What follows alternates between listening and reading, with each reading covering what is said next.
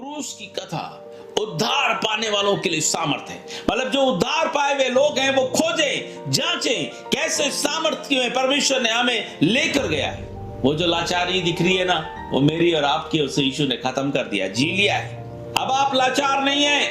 मेरे प्रभु को अगर बांधा गया तो यह साबित करता है कि अब कोई बंधन मेरे जीवन में कार्य नहीं करेगा। लोग चाहेंगे आपको कुचलना।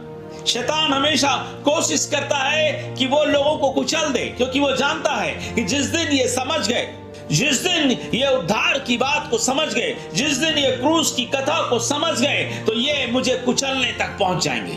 जब आपने 19 अध्याय को पढ़ा, यूहन्ना 19 अध्याय को जब आपने पढ़ा, पिलातुस कोशिश कर रहा है कि इसको मैं बचा लूं, क्योंकि पिलातुस ने पहले ही कह चुका है कि इसके अंदर कोई दोष नहीं है।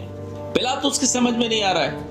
उसकी वाइफ ने उसको मैसेज दिया, बिल्कुल हाथ मत डालना, मैंने सपने में इसके लिए दुख उठाया। तो आप गौर करना इस 19वें अध्याय पे, पिलातुस यीशु को सामने लाकर उनको बार बार कहता है, ये यहूदियों, ये तुम्हारा राजा है, यही तुम्हारा राजा है।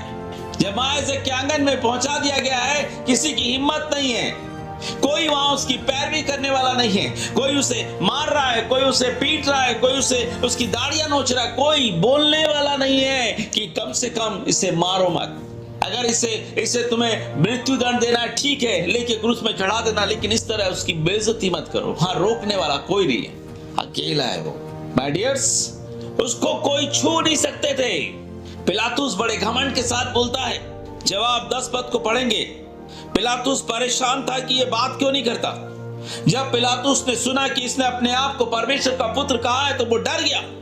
19 का 10 पद, 8 पद में जब पिलातुस ने ये बात सुनी तो और भी डर गया, और फिर किले के भीतर गया और यीशु से कहा, तू कहां का है?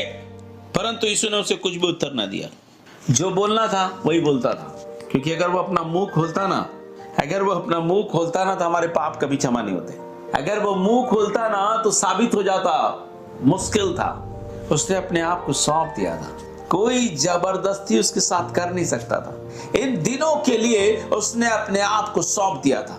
वो मेरे अकेलेपन को जी रहा था, वो आपके अकेलेपन को जी रहा था, आपकी बेरोजगारी को, आपकी लाचारी को, आपके उस कमजोरी को, उस दुर्बलता को, उस तिरस्कार को उसने जिया है।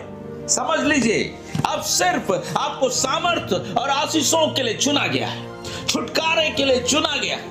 मत डरिए अपने जीवन की परिस्थितियों को देखकर, समझिए उसके उद्धार को, समझिए उसकी सामर्थ्य को। पौलुस साफ कहता है, हम उद्धार पाने वालों के लिए कि क्रूस की कथा हमारे लिए सामर्थ्य है।